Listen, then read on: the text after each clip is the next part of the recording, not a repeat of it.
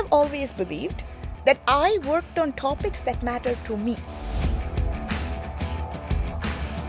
And if you are so good at the work that you strongly believe in, it will come across in the interview. You can't choose your areas of interest based on job opportunities alone. You have to choose it based on what, because this is work that you will do maybe for 40 years. So hi, in our next episode, we have Sharada Srinivasan. So what can I say about the journey of Sharada? So to demystify her career trajectory, some of the prominent names with her career is the YPP, the World Bank, digital development, and now public policy candidate at University of Oxford. So, hi Shada, and let's demystify your career trajectory, and let's start from your childhood. How was your childhood in India, and then let's take it forward. Sure. I was very lucky to have traveled a lot in childhood. My mother was in the Central Industrial Security Force, which is one of the armed forces, and my father was a public servant. And as a result, they lived a life of constant transfers. Okay. So I lived my first 10 years in Gujarat and the latter half of my teens, as well as the early 20s in Bangalore. I feel like that was what really crystallized in many ways my interest in both exploring new areas in terms of my career, being open to new places and being open to new experiences. I feel like I had that. I grew up in a fairly religious and a very conservative family in many ways. But at the same time, I was very lucky to have had a lot of opportunities to be able to grow into my own. I never felt that I had a specific path that my parents wanted me to take. They didn't think that there was a specific career you had to be. They didn't want to grow a doctor or an engineer or a lawyer. They were very open to the idea of me finding my path, and I think that has been a huge privilege and a blessing in many ways for my career, because it's been a very diverse and very interesting career for me to do that. Okay, so let's talk about your primitive years, like when the foundational. So I think you started with engineering and then converging to public policy and stuff. So let's talk about that. I think my interest to move away from engineering to public policy was the confluence of both personal and professional. Okay. The personal reasons were that at 18 was the first time that I experienced what it was like to be a woman in society with rigid gender roles, because I had grown up in a family that didn't impose such roles. We are both girls in the family. And as a result, when I went and became a teenager was when I first experienced lots of family pressure around marriage, lots of gender stereotypical roles in terms of what I'm expected to grow up into. And I found that very disconcerting in many ways. This was also around the time that I had started taking an interest in parliamentary debating. So I was stage shy when I was young, and to be able to develop the vocabulary to argue but not be angry was something that I had to learn as part of the craft of debating.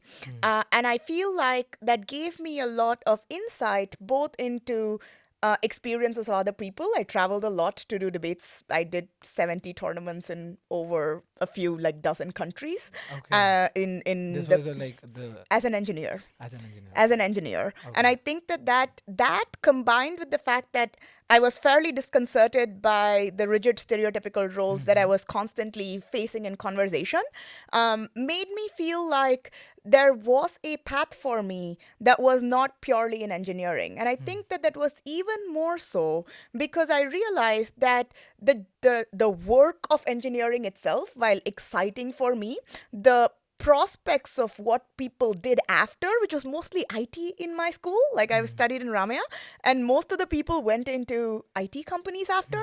Didn't feel like a job I wanted. I actually had 2 offers when I chose to pivot away from engineering, because I did the interviews And I realized I didn't like it.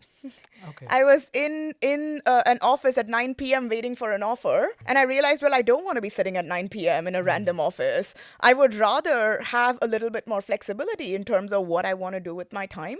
And that this was a business development consulting firm with offices in London. I was very not enchanted by it. I didn't feel like this was something that gave me the excitement that I wanted to Okay. do. And I applied after my seventh semester. So I did not, there was no thinking in my mind that I would do a master's. There's no one in my family that's done a master's, actually. Okay. At that time, I was one of the first to try and do a master's in my generation away from engineering. I now do have cousins, thankfully, who have followed or done something similar, but this was not like going abroad, doing a master's, doing something different, was not something that was very ingrained in my family. And And I you felt, and you did your masters from India. yes, I did my master's in India in large part because I did not plan to do a master's. I decided to do my master's in the March of 2014. I graduated in June, and I was at a debate tournament at the National Law School, which is the best law school in the country at the time. Yeah. And I was debating there, and there I saw this flyer for an entrance exam for a public policy course. Okay. And I thought, well, why not? Yeah. I actually did not like plan it in the way a lot of people plan a master's application. I did not apply to other schools. I did not apply abroad. I applied to NLS because I was there, and I spent the 3 weeks that it took to prepare for the entrance exam. Didn't think much of it. Was very lucky. There's a lot of serendipity in that. My interview was a lot about why I enjoyed the art of public policy, and I was able to provide a little bit of insight into how I got into debating, how that juxtaposed against a lot of what I was facing personally, and it somehow happened that I was part of the cohort that got selected at the end of the entrance and the interview. So I was lucky in that way. And so, what was your first job after your masters? My first job was as a research fellow. So I used my master's. I will be very honest, and I do think anyone who's doing a master's should try this at least. I used my master's as an experiment ground. I knew I did not want to go into consulting, engineering, data science, like directly those roles, even though I had the skills to do them. And that was primarily a preference. And I was, again, privileged enough to be able to experiment. But then I wanted to try civil service. So my first ever master's. So, what was your first job after your masters, and what was the thinking mindset behind that? So my idea of doing a master's, given that I had chosen the master's vis-a-vis existing jobs, so I was letting go of income to actually study, right? Yeah, makes sense. Was to try and use it as an experiment ground to try and figure out what it is that I want to do next. Because all my life until engineering, I thought, well, I wanted to be an engineer, and I applied to jobs in engineering as a result of that. Then it was only after the fact that I realized I didn't want to, and I didn't want to have that happen after masters. So what I instead did was to try internships in different sectors. So the first was an internship, was a 10-week placement at the Department of Information in the government of Karnataka. I was actually deputed to the principal secretary of the Backward Classes Commission at the time. Okay. And I did a paper historically documenting how different backward classes commissions reports had treated the issue of OBCs over time. And this was supposed to be in preparation for another report that combined data from the socioeconomic caste census as well as a new socioeconomic census that Karnataka was deploying at the time. And I found that very interesting because the secretary at the time was an IAS topper from 1987, and she was very nice as a mentor. I had the opportunity to talk to her about my interest in trying to figure out what I wanted to do, and she was very honest about the constraints at the time of being a public sector bureaucrat, of dealing with the constraints of having to do too many things at the same time, that you're not able to give too much effort or time into one particular project because there's always so many at the level of the PS that you're working on. It was very interesting to me because I had spent the last few weeks just working on one project and I loved that project. But she was also like, in my role, that is not the luxury you can have. Um, and you should think carefully about if you want to spend some time deeply thinking about a topic, because then civil service may not be like your initial cup of tea, right? And that was very helpful. I took that and I said, okay, now let me try something else. Okay. And I did two internships in tech policy. And this, again, the pivot to tech policy was because I was, at the time, the net neutrality debate was very, very heated in India in 2015. I had to figure out my thesis topic at that time. And I felt like the discourse around that topic was dominated by lawyers who had not understood the technical aspects of how the internet works sometimes. And I felt like the space itself was also very dominated. I still feel that way about the Indian tech policy space. It's very dominated by lawyers, not necessarily dominated by technologists. And I felt like I had something to offer. As someone who came from the technical perspective, I felt like I had something to offer into this debate, to think about how people were talking about this debate and why it was so at cross purposes. So that became my master's thesis. And as a result, I then had the opportunity to pivot my internship search in those dimensions. I did third sector first. So I did two internships somewhat simultaneously.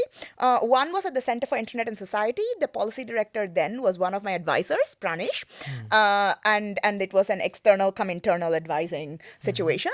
And then the other was at the Global Public Policy Institute at Berlin, Okay. which I applied to after I did a summer school in internet governance in Berlin that summer, because India at the time also didn't have tech policy as an offered course or a subject area at that time. Now I feel like everyone's doing tech policy, but at that time there was not much by way of how the processes of internet governance work. What are the entry points into certain debates? What level do we think about when we think about regulation? So I ended up doing that, and I found it very informative to do the summer school, then get a scholarship to go to the United Nations Internet Governance Forum, which then became the launch pad for my first job, because I was at the conference asking questions about this topic I was very keen on because I was working on it for my thesis. And my professor actually came up to me and offered me his card and said we should talk. And that is how I got my first job after school.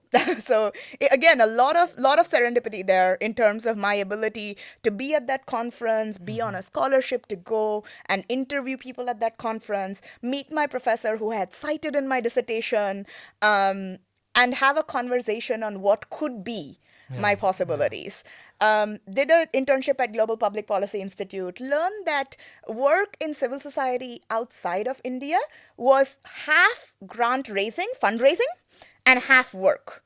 And at the time, writing grant applications when you have not finished any outputs felt like, well, it seems like being on a hamster wheel, Yeah. you know? And I felt like that's something that I want to learn to be good at, but not maybe immediately after school. I wanted to have the freedom to explore topics quite deeply. And when I spoke to my professor, I was open with him. I was like, I have been experimenting with all of these different sectors. This is what I think I want to do. And he said, if you come to Penn, you can take classes in whatever department you think you want to pursue in. Come for 3 years, figure out what you want. You will have as much opportunity to explore your next steps if you were to come work with me and also work very deeply on a topic I was interested in, which was a project on connecting unconnected communities. So that, again, was how I got my next job. Okay. So spending 3 years into Penn. So next pivot was the YPP. Yeah. So let's talk about the YPP journey and the World Bank, how this happened, and let's take it up. Sure. So my experience at Penn was a very positive one. And I think the reason it was because I had strong mentors and champions. And I will shout out my professor, Professor Christopher Yu. He has been more than a professor. He has been a mentor, he has been a champion, he has connected me with other people to give me an idea of what possible trajectories could be for me. He connected me with women mentors in tech policy that he knew in the US because he felt like it was important for me to have a sense of what my options could be. He constantly encouraged me to explore. He allowed me to do classes. I took a bunch, like about a dozen classes at Penn, all audited, but like got to like go to classes, sit in on lectures, be able to really immerse myself in a diverse set of interests that I had. And that was, and all the while doing a full-time academic project. Like the project was on documenting innovative approaches to connecting underserved and unconnected communities to the internet. And as a part of that, I got to travel to these communities. I got to like interview a lot of Which countries, pioneers. like which area, geographical So, area you were? so the overall project actually built 125 case studies from 52 countries. Okay. So I interviewed people like for case studies across the world. Like it was not specific to a geography. We also had in-depth projects where we went to the countries themselves and worked directly with communities and tried to develop more in-depth, rigorous evaluation methods, especially for ones where we had the connections and where there was support by the government, by the deployers, etc. And that was in 3 countries. That was Rwanda, Vanuatu, and India.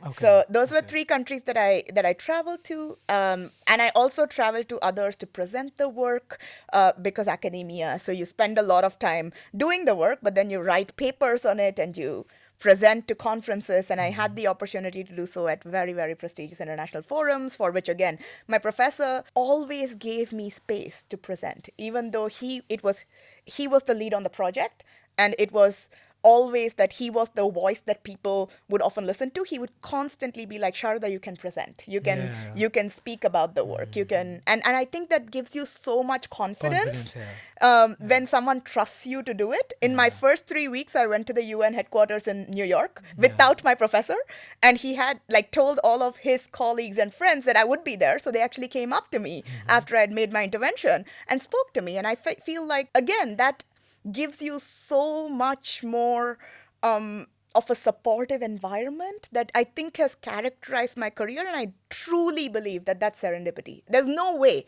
I had no idea what my professor would be like when I met him in Brazil and when I came to Penn, not knowing anyone in the US at the time. I had no family, not having any insight into what Yeah. life at a Yeah. US university would look like, leaving my family to come.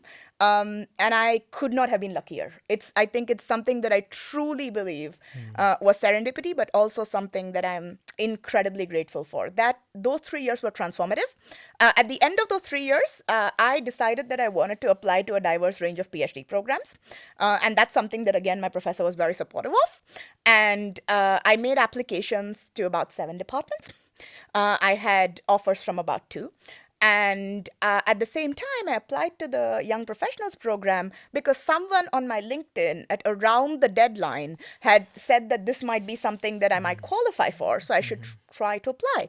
And I had never been through the process of asking for reference letters as someone who worked entirely in India, where this is not a thing. Yeah. So as a result, I thought it would be because the deadlines were so much earlier than the PhD applications, I thought it would be a good idea to use the opportunity to reach out to people and ask if they would be willing to write references for me, which they did. They were all very kind. And the process of the YP was therefore for me one that went parallel to what I thought would be my regular career trajectory. And after I got the offer, both the offers, so the YP takes about 9 months to get an offer. It's not a very, like, it's almost longer than a PhD application and approval process. You apply in July, end of June, early July, and then I got my offer end of April. Okay. And for most PhDs, you apply end of November, early December, and then you get your offers in March. So there were a couple of things that pivoted me to go away from academia and to do the YP. I knew very little about the YPs. A lot of people ask me how much I knew going into the process. I knew very little. And sitting on the other side, I can say that there's so much of it that's also serendipity. The YP as a process can be particularly black box for someone on the outside, and as someone on the inside, I can also say that there's a lot of uncertainty and a lot of serendipity Yeah. that goes Yeah. into being a YP. So if we talk about, say, two or three prominent things that that you during the process you discovered that these two three things they look after. What could be that? I think they look for, at least in the assessment, I feel like they really care about having a collaborative attitude towards teamwork. There was no project that I have done at the World Bank that was a solo project that I did all by myself. It was always teamwork. And having, like, being a solo genius doesn't get you very far, at least within the structure of the bank, which is a large bureaucracy. I do feel like the selection, especially the assessment center, asks you to, or at least my assessment center in 2019, asked us to problem solve and come to solutions in a collaborative way and present as a team, despite the fact that we had never met those people, like met the other Yeah. 5 people who I did the assessment center with before. We're given a case and we are asked for 45 minutes to think about solutions and present together without any one person taking the reign or taking control. And I think that that's something that really matters. I think that they really care about people that know their technical merit, but also not bookish merit. A lot of my interview was really experiential. How did you work with the Ministry of Health in Vanuatu to do telemedicine? What was it like to go to the remote communities in Vanuatu to do field work? What was it like to do rural work in Rwanda where there is no electricity? How would you connect communities with the internet when there is no electricity? And to do and talk about these kinds of issues, they were very specific to my application. This was not a general question about Yeah, connectivity. makes It sense. was a specific question about my experience, which could not have come from just reading books. Yeah. And Only. and I do feel like that really something they value. They value your ability to know reality in the way that communities are affected on the ground and how to design and think about programs under very, very difficult contexts. It's part of the work we do. So I I feel think like that's something they care about. so. You mentioned about collaborative mindset. The other thing that I'm thinking is the like the exposure to different kind of geographical areas. Like from your career perspective, you had different geographical areas But that's experience. not true for everyone, right? I did, and I Yeah. feel like that was definitely something that was helpful. But many people that I know who are my colleagues have focused on one geography but done it really well Okay. and gone very deep. So I don't know that necessarily that you need that geographical depth, but I do think it's helpful to have it because as part of the YP, you often move to different units and talk to people from different contexts. So I do feel like it helped, but I don't think that was something that was their primary, like what they were looking for as the first thing. I think they care about collaborative mindsets. I think they, like, at least from my interview, I can say that they were very experiential in their questions. They were not, a lot of people ask me, what should I prepare to do the interview? And I was like, know yourself and know your work and know it well and Makes be able sense. to Makes sense. communicate what you have done and why you think that's a mechanism for impact in terms of the development outcomes that the bank cares about, right? And I think that that's sometimes hard to hear, but I did not prepare a bookish like set of facts to go into the interview. I did not have time. I had a lot of applications due, and you get the interview call less than 2 weeks before the interview itself. And that was for me the last week of November, which is when I'm doing applications for PhD programs. So there was not like a ton of time to prepare, at least then. Now I know that they have changed that process. People are often given a 2-month notice about when the interview would be held, but that in 2019 or 2018 when I was interviewing, that was not true.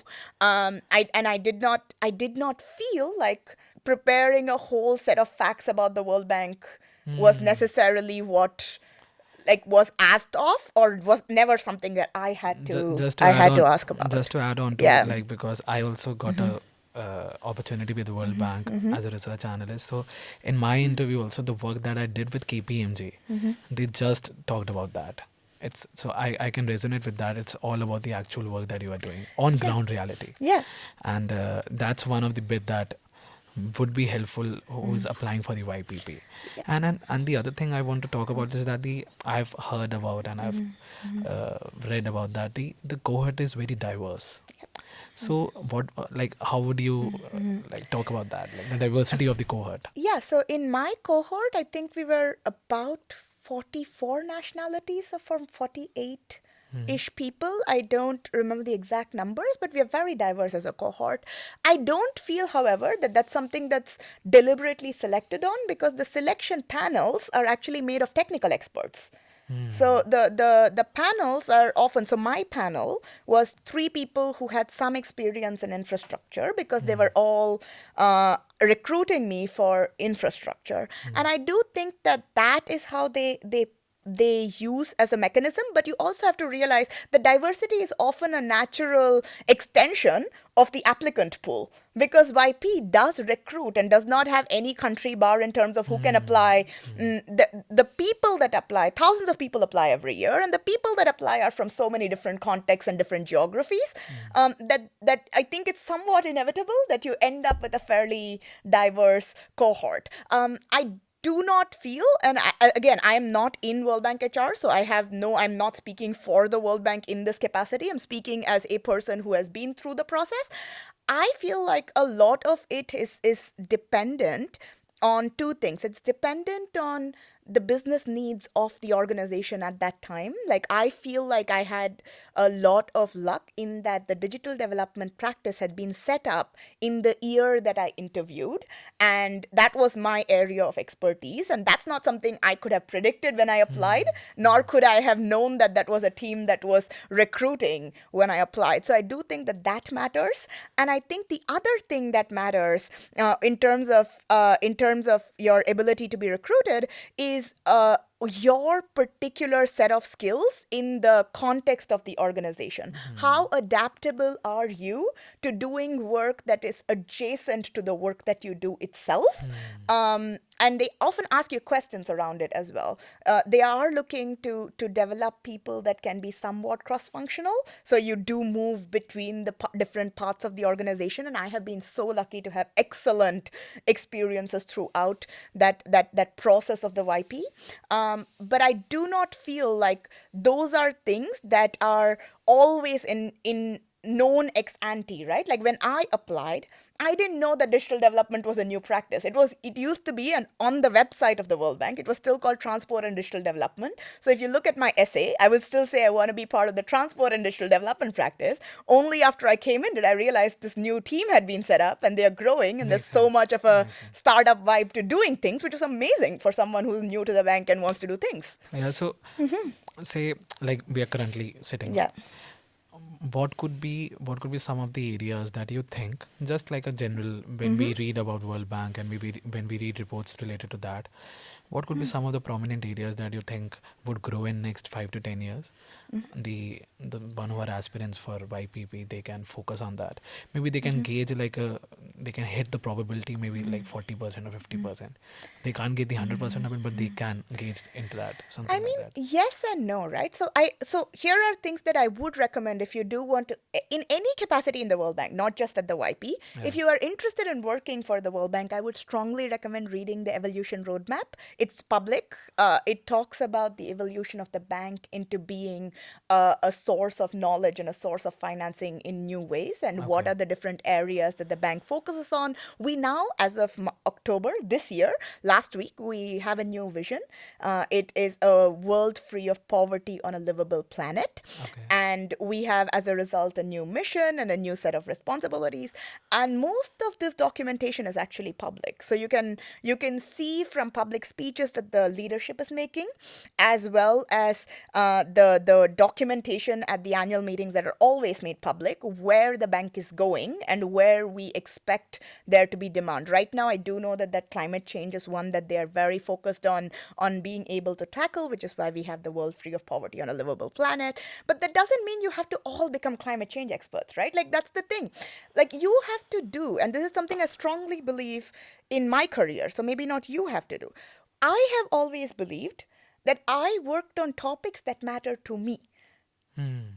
Mhm. And if you are so good at the work that you strongly believe in, it will come across in the interview. You can't choose your areas of interest based on job opportunities alone. You have to choose it based on what, because this is work that you will do maybe for 40 years. The reason I work on digital development, beyond the fact that I was a technologist who could add to questions around tech policy, is because I strongly believe that information can be a source of knowledge and a source of power for women and girls. And that's something that I have seen when I did fieldwork in Rajasthan, in the most remote areas of Rajasthan.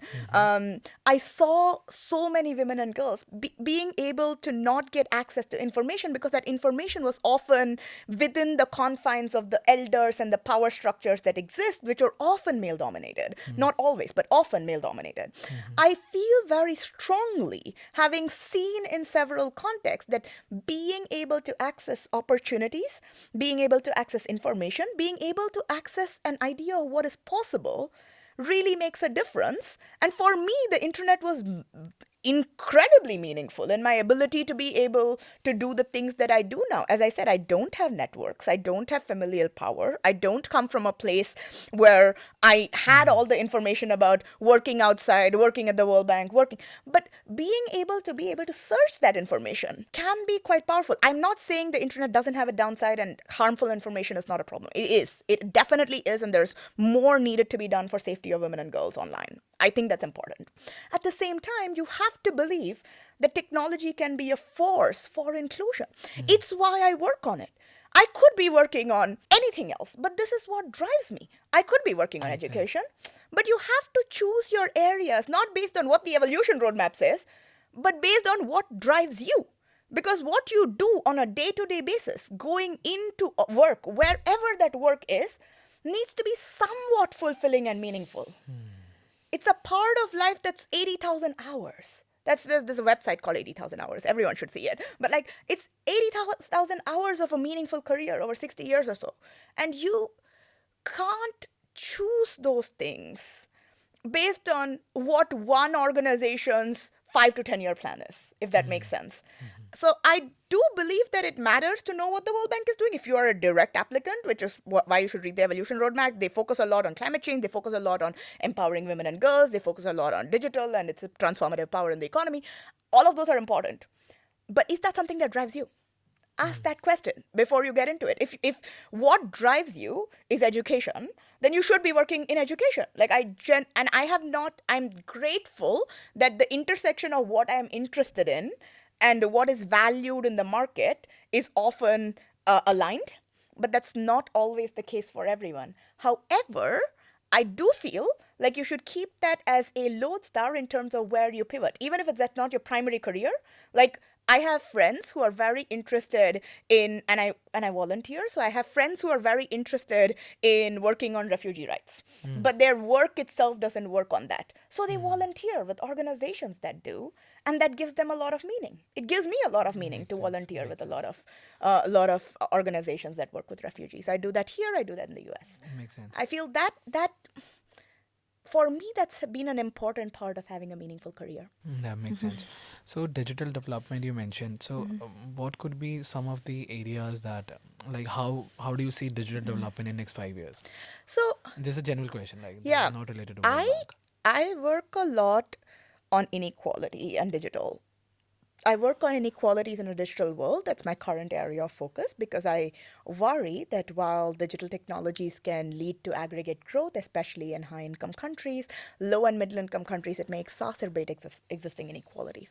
That's something that I care about and think is important. I think other areas that may become important is just capacity, infrastructural capacity varies widely across countries. So the ability for high speed digital infrastructure to be accessible in the global north is often differential from what's available in the global south. The number of data centers in Virginia is more than all of Latin America. The state of Virginia in the US is more than the capacity of data centers in all of Latin America, the continent. And I think that those are the sorts, and the number of data centers in California is greater than the capacity of all data centers in sub-Saharan Africa. And I think that those matter because that really makes a difference as to what kind of computing you can do in those countries, what kind of speed and experience of internet that you can have in those countries. And I think those will become issues of equity and inclusion that we need to talk about. I think there's another area that makes like that's been more in the news, and again I think that it's been driven a lot by discourse in the global north because that's where AI has taken hold. I think questions around ethics and safety around AI Yeah. And will regulations. yeah, and regulation around AI will become more and more of an issue. I think there's issues around how training data sets can be biased. There's a lot of research around it that shows that the internet itself, as it exists right now, is not a particularly representative data set of what exists as knowledge in the world, right? It exists mostly in English. It exists mostly from based on content based in a very few number of countries. It exists in a way that may not serve the needs of a vast majority of the population that live in the world. And I think that regulation around that may become more and more important going forward. The third area that I think might be relevant going forward is around security of the infrastructure itself, cybersecurity and safety. There's a lot of work around it as well.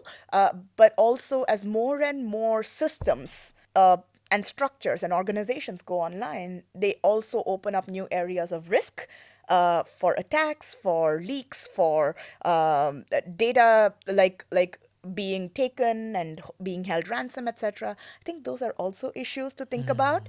And with risk and safety, I also, and I mentioned this earlier, I think the concern for being or making the internet an inclusive, safe space has been very top of mind for me. I don't think that it is right now. I do feel like vulnerable communities, marginalized communities, people from LGBTIQAA plus, the people from trans communities, people who are women and girls who are often marginalized even more. People from certain religious backgrounds are marginalized even more because the discourse favors being acrid, being incredibly hateful towards other people. And I feel like that is not a great place for public discourse. And I do feel like those are issues that digital development has to think about if we want to think about a more digital world. So let's talk about a little operational stuff of YPP, Mm-hmm. like how the process looks like, what could be, and what has changed post COVID, as you have witnessed that, and you have been the part of the pre and post YPP journey. So let's talk about that. Sure. So I will caveat all of this by saying my first-hand experience on this was in 2018, like the process itself, and I do know that the process has changed since then. I have not done the interview again. Like I have not gone through that, so I do know secondhand what is the current like way the process works, but I do not have that information firsthand. So on the YP, the first stage is of often just submitting the application. In my application cycle, it was a bunch of biodata and one essay. I do know that now the first stage has two essays and both of them are short, whereas I had one long essay. The essay is typically on a development topic. And every year the essays are made public, as in the essay topics are made public at around end of June, mid-June, end of June. That's the typical timeline. You usually have about 3 weeks to apply. And then for me in 2018, the next step of the process was late August, when they reached out to ask me to submit three reference letters. These references could be people that you have worked with professionally or people that had academic advisors. I had both. I had both professional and academic references. I'm often asked questions around whether the choice of references matter. I do not know. I feel like you should always have references that know you well, and I think that that should be a core principle of how you choose references, whether for a PhD, whether for a job. I do not know that the specific tenor or the nature of the references, three academic versus two professional, one academic, really makes a difference. I have not heard of that. I know that many of my cohort have 3 academic references because they had just finished their PhD. There are people who have had not that many because they had more professional references because they had worked for a longer period of time. So I do feel like that changes from year to year, and from person to person. But the next step for me was to submit those references. After which, I was given a call. It was a phone call, which was surprising given the age of online acceptances. I was called end of November to set an appointment date for my interview in December. And they give you very little flexibility on the date, or at least in my case, there was fairly little flexibility. There was a couple of days because I was interviewing on the last day that they could do the interviews. And that I think is dependent on which panels are sitting on what days, like which interviewers are available for what practices on what days. So that's not something you can get a sense of. I do know now that there is a video interview that's an AI type interview where you get a question and then you have to answer for 15 minutes. Like you get a few questions and you answer for 15 minutes. I've never done this. So this is entirely secondhand. A lot of people ask me for tips on this. I have no idea. Like I've never done it. And I do know that overall it's again like experiential is the way the interviews are structured in the bank. They care more about what you have done and less about what you can learn from looking up a data Okay. point online. Um, and then I had a full day. So on the 14th of December 2018, I had a full day of interviews plus assessment. I do know the structure of the assessment center has also changed now, but the way it was structured way back in 2018 was I had a 1 hour interview. The interview is with a panel of 3 people. At least one of those 3 people will be from the core expertise area that you are wanting to be recruited into. So if you are wanting to be recruited into transport, there'll be at least one transport person on your panel. The other 2 will be somewhere adjacent. So they will be, so in my case, they were from infrastructure. One of them was an economist, one of them was an energy specialist, energy manager, something. And in my case, at least one of them was a former YP. Okay. And the person has been a huge mentor, so I'm very grateful. But like that was my structure of the interview, and the interview, as I mentioned, was entirely experiential. Did not require me to mug any bookish facts. And did not expect me to know any specific World Bank concepts. Like I'd never worked in the World Bank. I didn't know specific lending terms like So they BPL. don't expect anything to like you should know about the The acronyms in World Bank. How do they? Yes, there Yeah. is, but even now I don't know all the acronyms in the World Yeah. Bank. We have an acronyms dictionary, Yeah. actually. Yeah. I think that the I idea g- that even people within the World Bank know all the acronyms is not true. I yeah. had I to know. learn. I still learn. Yeah. I still see and hear new terminology and I don't know what it Yeah. means and we keep changing them. Yeah. So I don't feel like that's a requirement. I don't think that was ever asked of me. I do feel like people who had work experience in the World Bank are asked or given those kinds of questions more, but I Yeah. had no experience working in the World Bank ever. True. Yeah. So I was not asked any of those questions. One thing that's the eligibility. Yeah. So the experience that they require is the relevant experience, or it could like be the transferable skills or the transferable experience that you can. So in my case, it was 3 years of relevant experience. I do feel like that's required in the sense that that's your interview as well. So Okay. like if it is like work that you have done that is not relevant to the work that the bank does in on a day-to-day basis, like I feel like showing relevance may be very very hard. That doesn't mean it has to be necessarily public sector. I One of my colleagues in my cohort is actually from McKinsey, and he had worked with public sector clients in Africa. Makes sense. So his experience was just consulting experience, but it In a was different very, geography. yeah, in a different geography, but it was also specific to the kind of work the World Bank does, which is also work, analytical work and lending work in Africa. So he knew the context. He's also from an African country, so he had a huge wealth of knowledge about Africa. So I do feel like it has to be relevant in that way. A lot of people are like, what if I am a chartered accountant? And I don't feel like that is like something that is recruited into via the YP. So the YP does not recruit for HR, for accounts, for some of these the what we call the operational things that make the bank work. So we have IT, we have HR, we have what we call WPA, but I don't know what the external term is. Accounting, budgets, Yeah, management, makes sense. all of that. Those are not things that are recruited by the YP. The YP only recruits for 14 business areas, and whether or not legal is part of them is often something that I'm asked. I don't know is the answer, because I do feel like a lot of lawyers do apply, and some lawyers are in the YP, but they don't do lawyer stuff. They don't do legal work. They do work that is relevant to the business areas of the bank, which are the 14 that are listed on the YP brochure. So that's Makes sense. education, health, social protection, Makes sense. finance, competitiveness, innovation. So it's based on the 4 vice presidencies, and you have to pick your 2 practice areas that you want to be considered by. And I picked transport and digital development and health because I'd done work on some Makes sense. telemedicine work. Makes sense. So that's the way you go through the process. Then you have this assessment center, which is a case study where you sit and discuss and then come up with a solution, and then you present. You have a person that acts as a minister of a country that's your client, and then asks you a question about the solution that you came up with, and then you provide that solution. But that has changed. I know that it has changed. The structure of the assessment center has changed, but in 2018, that was a 4.5 hours. There was a policy brief to be written, which was like a size of a GRE essay. There was a collaborative, like discussion oriented task, and there was a presentation component to that. Like, so you had all Makes 3 of sense. them. Think about the problem, come up with your own solution, write down the policy brief, discuss that brief and your solutions with other people, come up with a collaborative solution, present it. And that's a 5 hour thing that took half the day. And then there is a 1 hour interview that either goes in the morning or afternoon, depending on the day. That was my experience. I do know that that has changed since. I don't know all the ways in which it has changed, but that's what this I was. think broadly it's very helpful Yeah. for any YPP aspirant. Yeah. So other thing, let's talk about the. We were talking about because you have the experience working within the digital development. So AI is in buzz these days.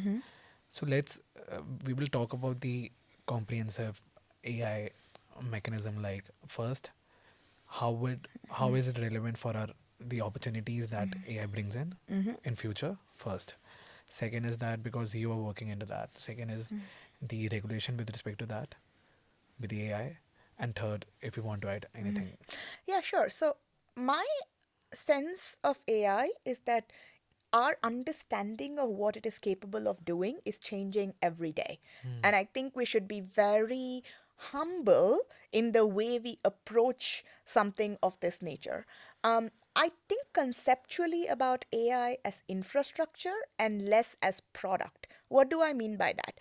I think about AI in a way that's similar to the internet, wherein products can be built on top of it for specific use cases and needs.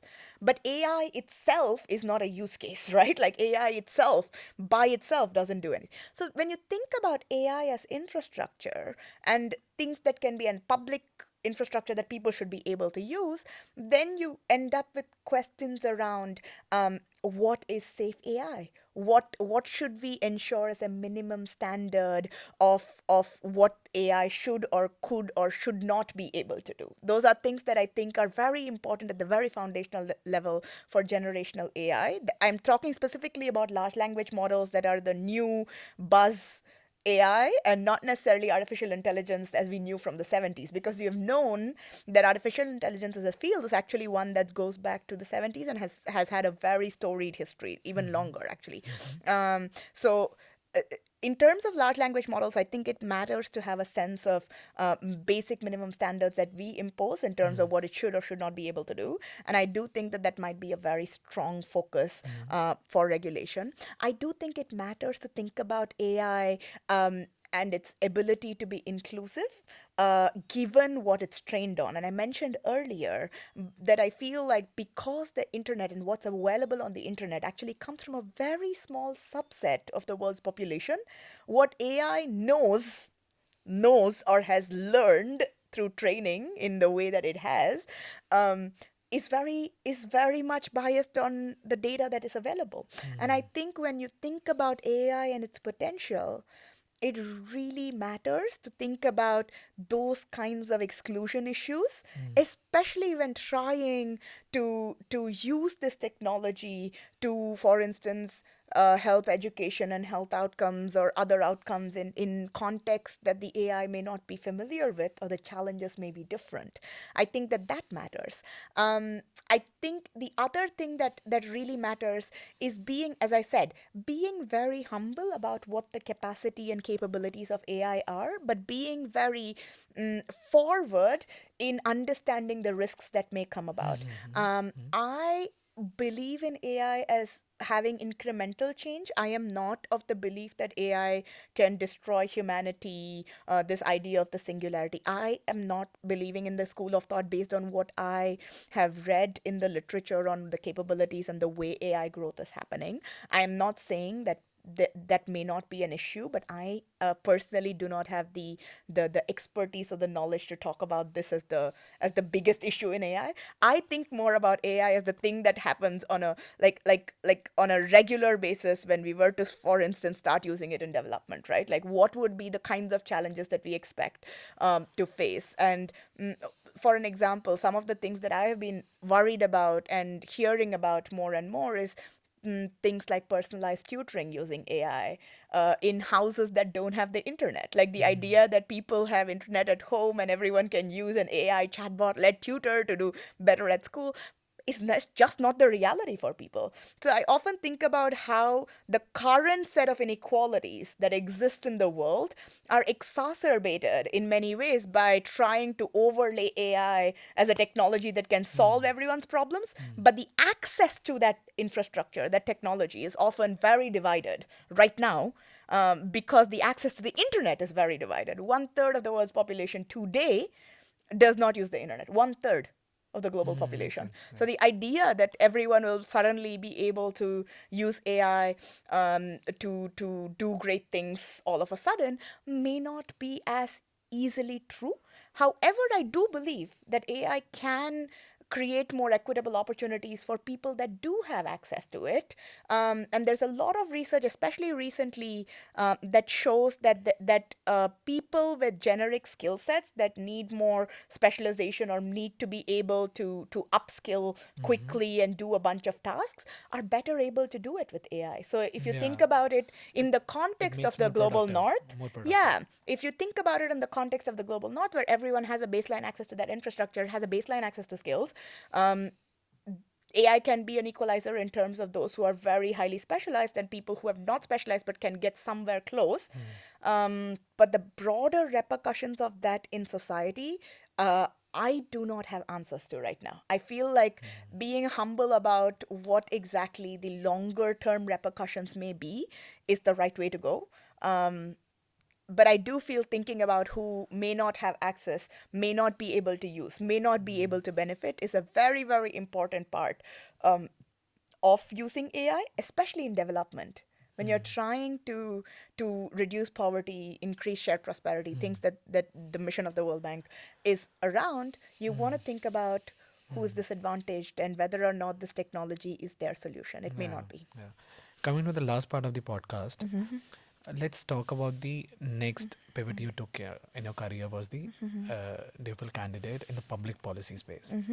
What made you do that, and how you are looking to leverage this in like next 5 to 10 years? Sure. So my experience, as I said, at the YP is a very wonderful program internally. Like you get to do different functional areas. So I thought I'd worked in three different areas of the bank. One was in operations, which is the lending side. One was in research and analytics, which is more of the research side. And then one was also in informing strategy. And that's something that I cared about. I liked doing. I was one of the co-authors of the digital development gender Yeah, strategy. I read about that. And that's something that I feel very passionately about. So those are three different, if you were to think about them as three different functional areas with different skill sets needed, even within development, even within digital development, you need to be able to do all those three things. As part of the YP, I got to do all three, and I was incredibly lucky to be able to do those things. And in that process, I realized two things. A, that lending requires a set of skills that I did not directly come with, that I had to upskill tremendously while going in, because there's a lot of it that is political negotiation, that's being able to coordinate and get large teams to all work towards making a loan happen. And that's a very, like, it's a specific kind of skills, it's a specific kind of managerial coordination kind of skill that, as someone who was 26, did not have that experience coming into the bank. And I had to learn a lot of that. There's a lot of training, they give you a lot of training to do it, but I did not naturally come with that. On research and analytics, I enjoyed it like a lot more because it was so natural to me. It was such a, like, it was like being able to do something that I did and I was good at, and I knew a lot of the literature on, because I'd spent 3 years in a university before that, and then 2 years before that doing a master's on issues similar to this. So I felt like I had a lot to add on the research and analytics side, and I enjoyed doing strategy. I really enjoy doing strategy, which is a lot of thinking around what we do, but also what we don't do. Like, what are the things that are priority, and what are the things that we are not choosing to prioritize at this time. And it's a very, I feel like it's both collaborative, but also it takes a lot of skill to be able to really get everyone aligned around a strategy, because a strategy is not just a piece of paper.